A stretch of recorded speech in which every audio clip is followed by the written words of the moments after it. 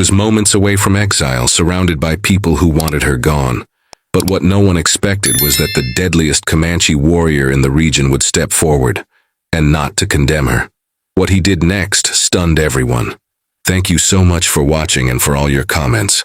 Let me know at the end if you liked the story, and where you're watching from and why you're following this. The Texas sun beat down mercilessly on the dusty settlement of Fort Griffin in the summer of 1867, casting long shadows across the wooden buildings that lined the main street. The air shimmered with heat, and the only sounds breaking the oppressive silence were the distant neighing of horses and the creaking of wooden signs swaying in the hot breeze.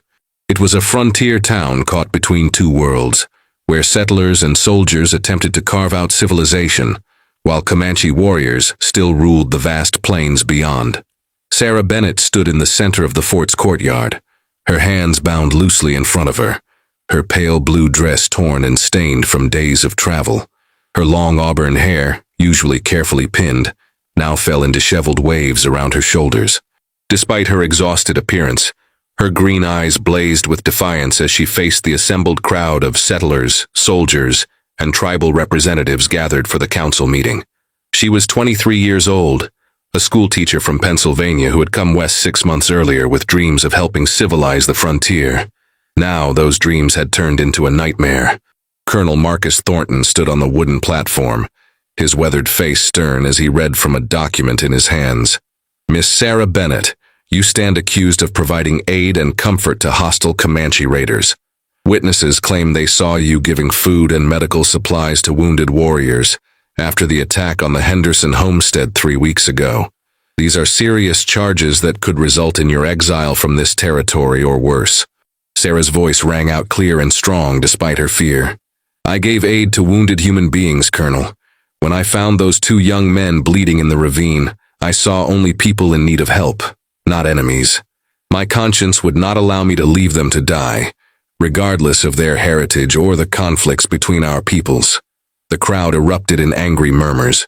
A woman near the front shouted, "She's a traitor! My cousin died in that raid." Others joined in, their voices rising in a chorus of condemnation. Sarah felt her legs trembling but forced herself to stand tall, refusing to show weakness, even as fear coiled in her stomach. Among the gathered crowd, separated by a careful distance from the settlers, stood a group of Comanche warriors who had come to participate in the peace negotiations. They watched the proceedings with impassive faces, their presence a reminder of the fragile truce that existed between their people and the encroaching settlers. At the center of this group stood a man who commanded attention without speaking a word. His name was Sokowa-Peta, which meant thunderfire in the Comanche tongue. At 28 years old, he was already legendary among his people as a warrior of extraordinary skill and courage. He stood over 6 feet tall, his powerful frame built from years of riding, hunting, and fighting. His long black hair was adorned with eagle feathers that marked his status as a war chief, and his bronze skin bore the scars of countless battles. His face was striking with high cheekbones, a strong jaw, and dark eyes that seemed to see everything. He wore traditional buckskin leggings and a vest decorated with intricate beadwork, and a knife hung at his side. Sokowa-Peta had earned his fearsome reputation through both his prowess in battle and his strategic mind. Other tribes spoke his name with respect, and settlers whispered it with fear. He had led successful raids against those who encroached on Comanche hunting grounds, and had negotiated truces that saved his people from starvation during harsh winters. His word was law among his warriors, and even the oldest chiefs listened when he spoke in council. He had come to Fort Griffin reluctantly, believing that peace talks were often nothing more than elaborate traps set by white men who spoke with forked tongues. He had seen too many treaties broken, too many promises forgotten, yet his uncle, Wise Owl, one of the principal chiefs, had asked him to attend, and Sokowa-Peta honored his family obligations even when he disagreed with the path being taken. But now, as he watched the young white woman standing alone against the anger of her own people, something stirred within him that he had never felt before. He had expected to see fear in her eyes, or perhaps the hatred that so many settlers showed toward his people. Instead, he saw courage, integrity, and a fierce determination to stand by her principles, even in the face of terrible consequences.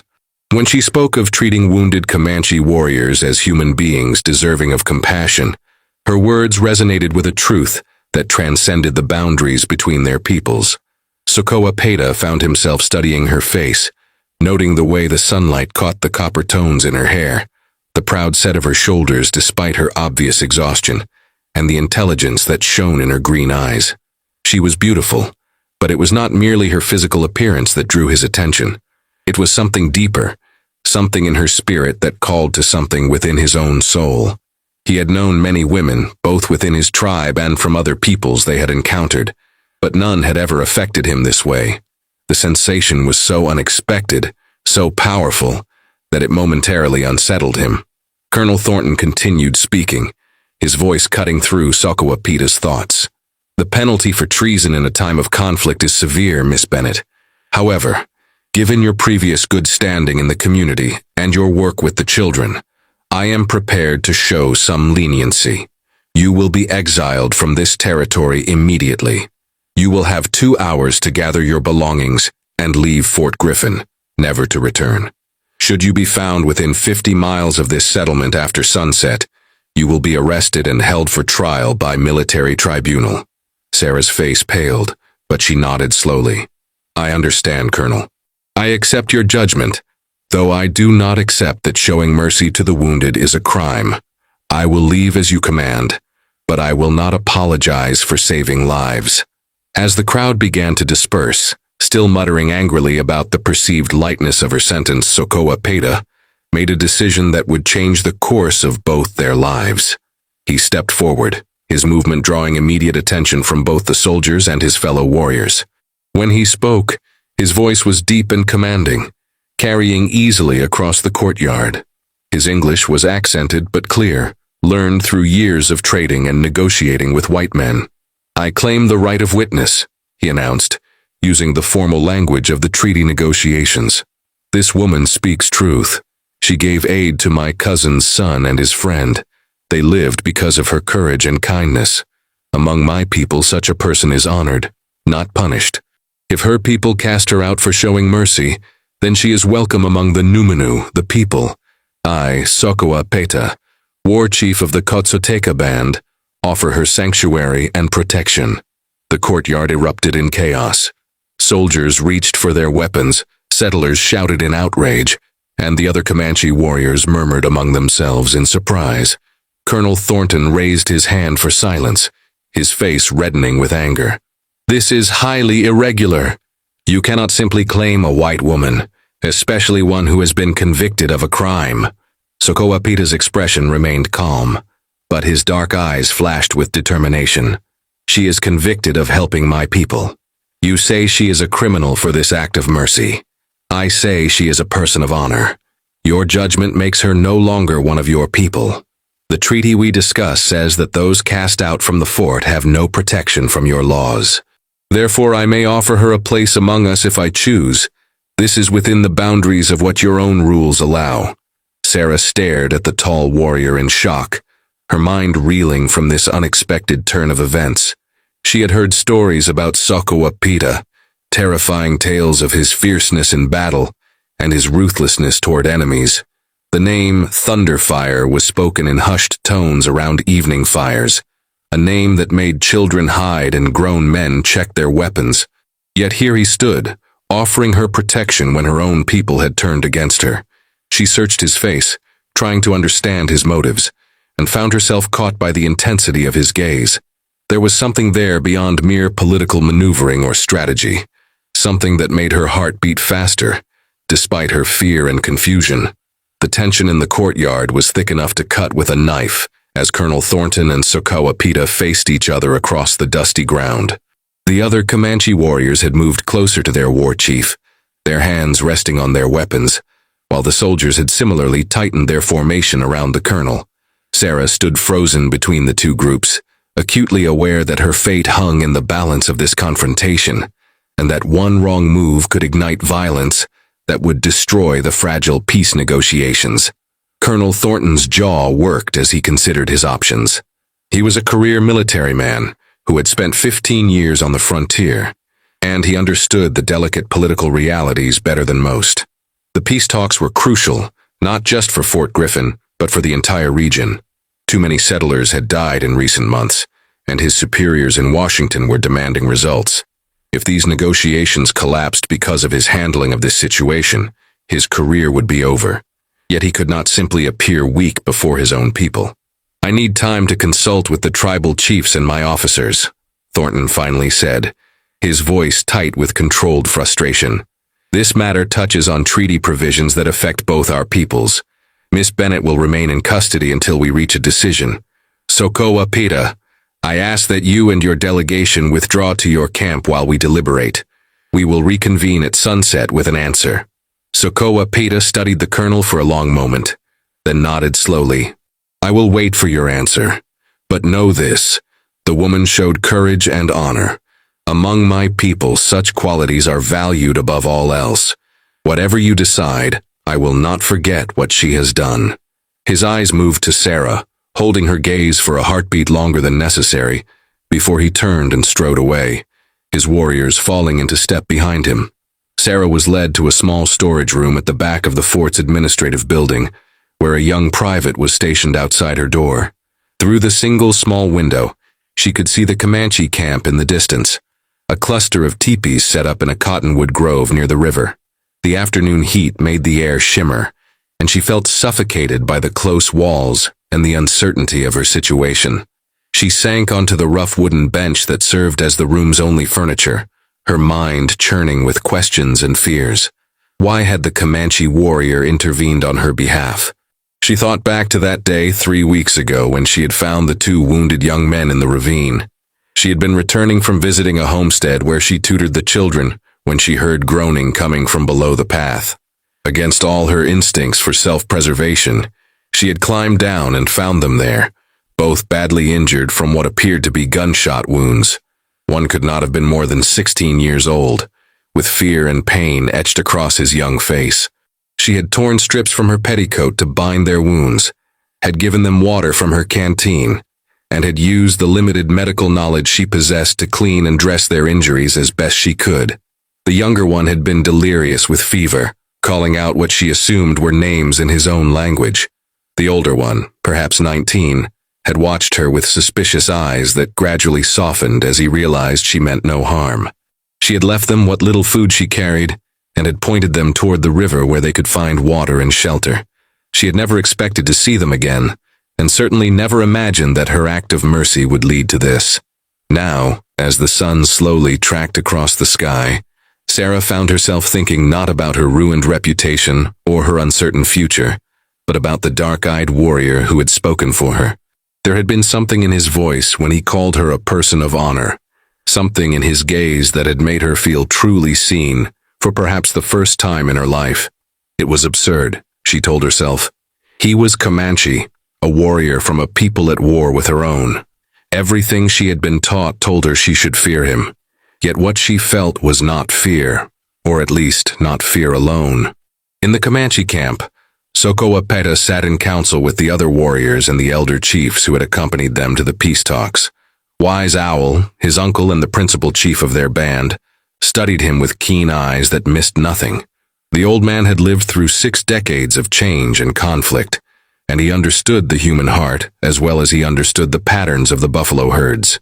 "Nephew, your words today were bold," Wise Owl said carefully, speaking in their own language.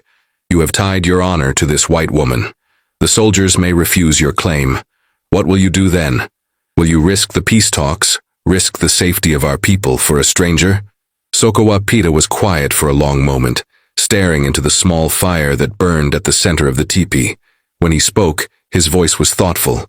"Uncle, when I saw her standing before her people speaking the truth even though it meant her destruction, I saw something I have rarely witnessed.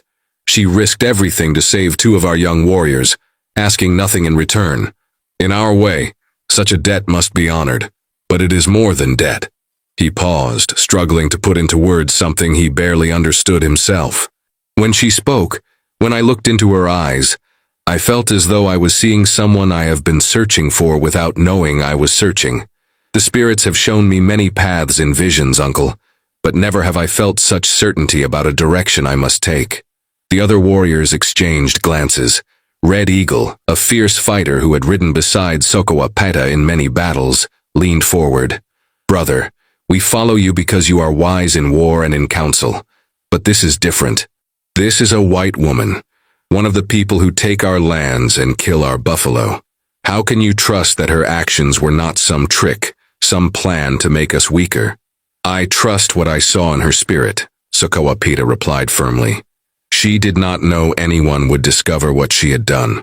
She helped our people because it was right, not because she sought reward or advantage. That kind of courage, that kind of heart, is rare in any people. I will not turn away from it simply because she was born among the whites rather than among the Numanu." Wise Owl nodded slowly, a slight smile touching his weathered face. "I see. This is not only about honor and debt, is it, nephew? Your heart has been touched by this woman. In all your years, I have never seen you show interest in taking a wife. Many fine women among our people would be proud to stand beside you, yet you have always said you were married to the warrior's path. Now, in one afternoon, a white woman you have never spoken to has changed something within you." Sokowa-Peta met his uncle's gaze steadily. "I cannot explain it, uncle. I know only that when I thought of her being cast out into the wilderness alone, or being punished further by her people, something in my chest felt as though it was being crushed. I had to speak. I had to offer her protection. Whether she accepts, whether anything comes of this feeling, I do not know. But I could not remain silent." As evening approached, Colonel Thornton called together his senior officers and the representatives from the settler community. The discussion was heated, with many demanding that Sarah be punished more severely and that the Comanche demand be refused outright. But Thornton was pragmatic above all else. The peace talks had to succeed, and Sokowa-Peta was too important, too influential among the Comanche bands, to alienate unnecessarily. Moreover, the colonel had to admit, the warrior's logic was sound. Once Sarah was exiled, she was no longer under military protection. The treaty provisions they were negotiating did allow for individuals to choose to live among the other group, if both parties agreed. When the sun touched the horizon, painting the sky in shades of orange and red, both groups reconvened in the courtyard. Sarah was brought out, her heart pounding as she looked between the stern-faced colonel and the imposing figure of Sokowa-Peta, who stood with his arms crossed, his expression unreadable. The gathered crowd was even larger than before, with every settler and soldier in the fort apparently determined to witness this unprecedented moment. Colonel Thornton cleared his throat and began to speak, his voice carrying across the assembled groups. "After careful deliberation and consultation with tribal representatives, we have reached a decision. Miss Bennett, you are hereby officially exiled from Fort Griffin and all surrounding settlements under our protection. However, in recognition of the treaty provisions regarding individuals who choose to live among the native peoples, and in light of Sokowa-Peta's formal offer of sanctuary, you are given a choice. You may depart alone and make your way to another settlement beyond our territory, or you may accept the protection and sanctuary offered by the Cotsoteka Comanche. This choice must be made freely, and cannot be revoked once stated. What is your decision?" All eyes turned to Sarah. She felt the weight of the moment pressing down on her, understanding that whatever she chose now would determine the entire course of her future. If she went alone, she would be vulnerable to every danger the frontier offered, with no resources, no protection, and no guarantee of reaching safety. Even if she survived the journey, her reputation as a traitor would follow her, making it nearly impossible to find work or acceptance in any community. But if she accepted Sokowa-Peta's offer, she would be leaving behind everything she had ever known. She would be living among people whose language she did not speak, whose customs were foreign to her, whose way of life was completely different from anything she had experienced. She would be choosing to cross a boundary that most people considered impossible to bridge. She would be marking herself forever as someone who had rejected her own people in favor of those society called savages. Yet when she looked at Sokowa-Peta, when she saw the steady confidence in his dark eyes, and remembered the respect in his voice when he had called her a person of honor, Sarah felt something shift inside her. Perhaps it was exhaustion, Or perhaps it was the reckless courage that had led her to help wounded warriors in the first place. Or perhaps it was something deeper, something that recognized in this fierce warrior a kindred spirit who valued honor and truth above convention and prejudice. Sarah took a deep breath and stepped forward, her voice clear despite the trembling in her limbs. I accept Sokowa-Peta's offer of sanctuary among his people. I thank him for his protection and his recognition of the principles that guided my actions. I make this choice freely and of my own will. The courtyard erupted in shouting, some angry, some shocked, but Sarah kept her eyes fixed on Sokowa-Peta. For the first time, she saw his stern expression soften slightly, and something that might have been relief, or perhaps satisfaction, flickered across his face. He stepped forward and addressed Colonel Thornton one final time. The woman is now under my protection. Any harm that comes to her will be considered an act of war against my people. This I swear, before all witnesses. Then he turned to Sarah and spoke directly to her, his deep voice gentler than she had heard it before. Come, you are safe now. No one will hurt you while I draw breath. Sarah walked beside Sokowa-Peta through the dusty courtyard, acutely aware of every hostile glare from the settlers and soldiers who watched her departure. Her few belongings had been hastily gathered and placed in a simple cloth bag that one of the Comanche warriors now carried. With each step away from Fort Griffin, she felt the weight of her old life falling away, replaced by an uncertainty that was both terrifying and strangely exhilarating. When they reached the Comanche camp by the river, she was greeted with curious stares from the women and children who had remained behind during the council meeting.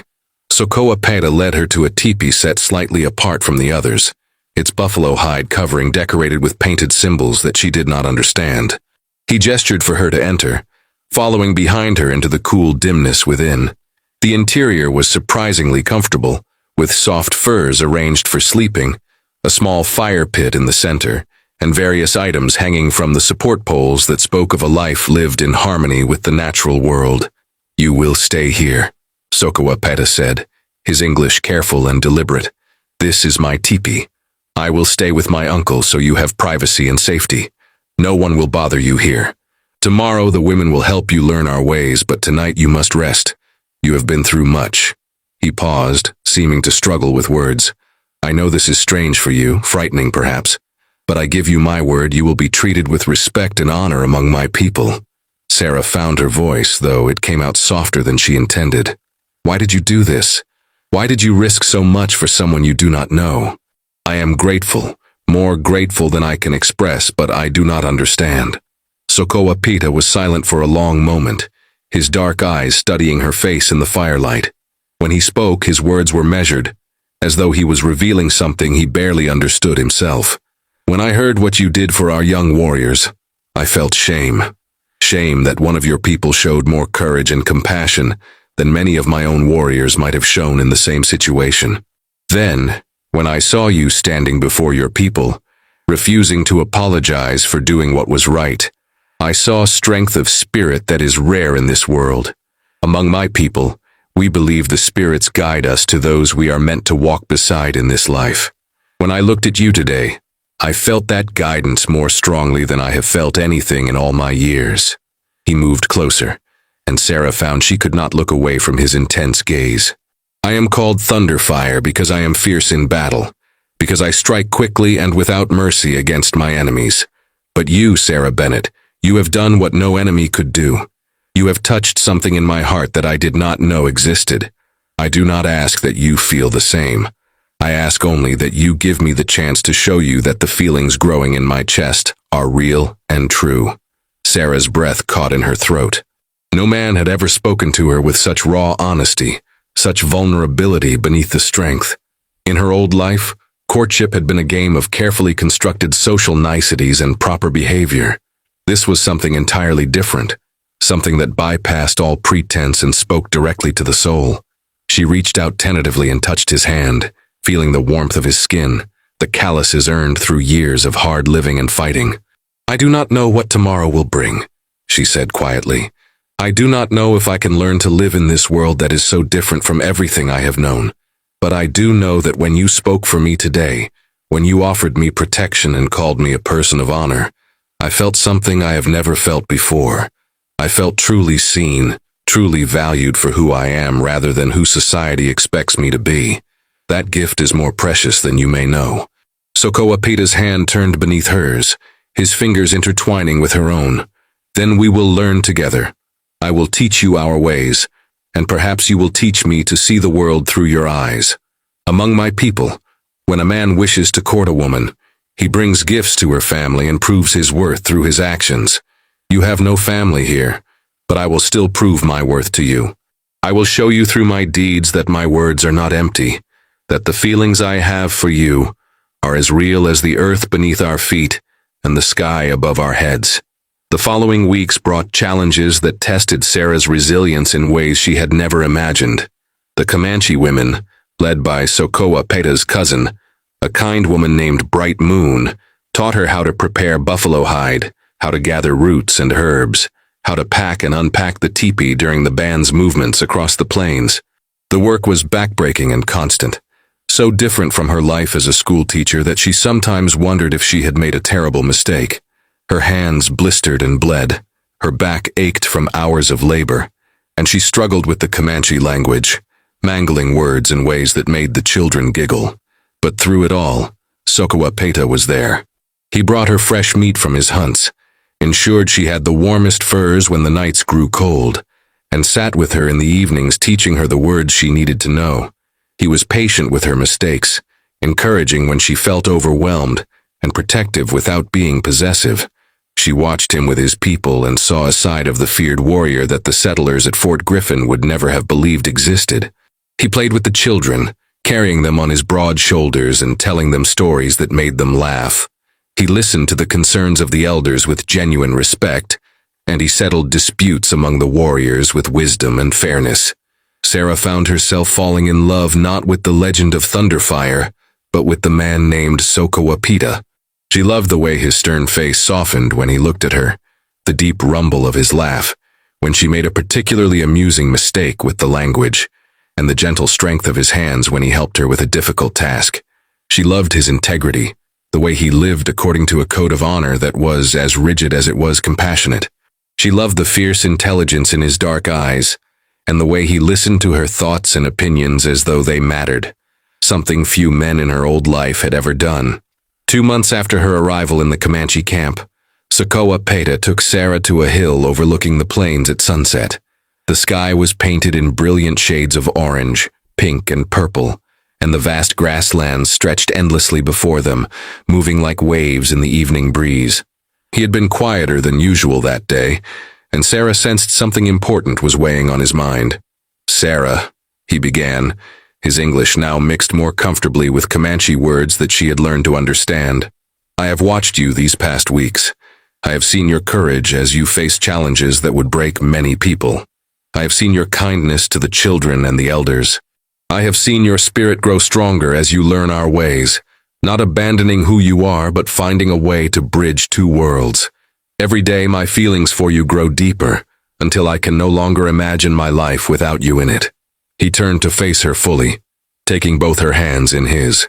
"In my vision quest when I was 16 years old, the spirits showed me many things about the path I would walk.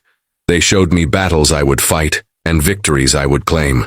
But they also showed me a woman with hair like fire touched by the sun, and eyes like the prairie grass in spring. I did not understand that vision until the day I saw you standing in that courtyard. You are the woman the spirits promised me, Sarah. You are the other half of my soul that I have been searching for without knowing I was searching." Sarah felt tears welling in her eyes, but they were tears of joy rather than sorrow. "Sokowa-Peta, when I helped those wounded warriors, I never imagined it would lead me here to this moment to you. I thought I understood what my life would be, teaching children in some frontier settlement, perhaps eventually marrying some suitable man in a marriage of convenience and respectability. But that life seems like a dream now, something that belonged to a different person. You have shown me what it means to live with true courage, to honor principles above convenience, to love with a fierce and honest heart. I love you, Sokowa-Peta. I love you with everything I am." He pulled her close, his strong arms wrapping around her, and kissed her with a passion that took her breath away. When they finally parted, both breathing heavily, he rested his forehead against hers and spoke in a voice rough with emotion. "Then you will be my wife. You will stand beside me as we face whatever the future brings. The road ahead will not be easy. There are still those among your people who see us as enemies, and there may be those among my people who struggle to accept you fully. But together, we will be stronger than any challenge that comes." "Yes," Sarah whispered, her heart soaring with a happiness she had never known was possible. "Yes, I will be your wife. I will stand beside you today and all the days that follow. You have given me something more precious than safety or shelter. You have given me a home in your heart, and that is all I will ever need." The wedding ceremony was held 3 days later, a blending of Comanche traditions and the personal vows that Sarah and Sokowa-Peta had created together. Wise Owl officiated, his weathered face creased with satisfaction as he bound their hands together with a strip of decorated leather while speaking blessings in the Comanche tongue. The entire band celebrated with feasting and dancing that lasted long into the night, and even some of the warriors who had initially been skeptical of Sarah's presence now welcomed her fully as one of their own. As the stars wheeled overhead and the celebration fire burned low, Sarah sat wrapped in her husband's arms, marveling at the incredible journey that had brought her to this moment. She thought briefly of her old life, of the schoolroom and the proper society she had left behind, and felt no regret. That life had been too small to contain the person she was meant to become. It had taken being judged and cast out to find her true home, and it had taken the courage of a feared warrior to see the truth of who she really was.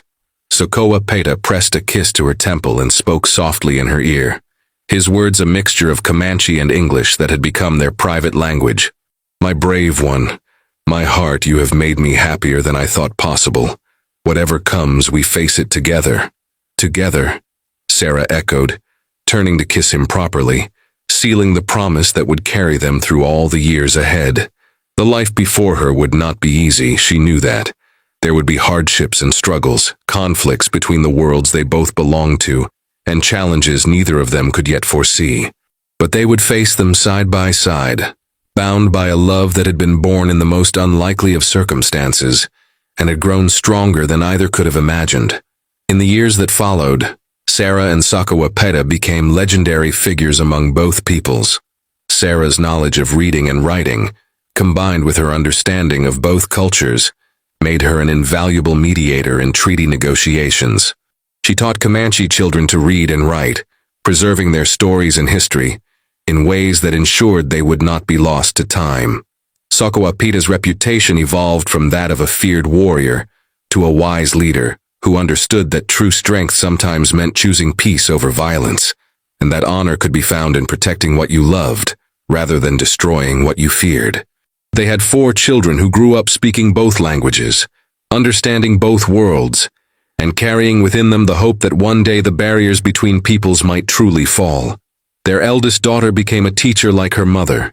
Their sons grew into men who fought for justice rather than vengeance. And their youngest child, a daughter with her mother's auburn hair and her father's dark eyes, became a healer whose skills were sought by both Comanche and white settlers alike.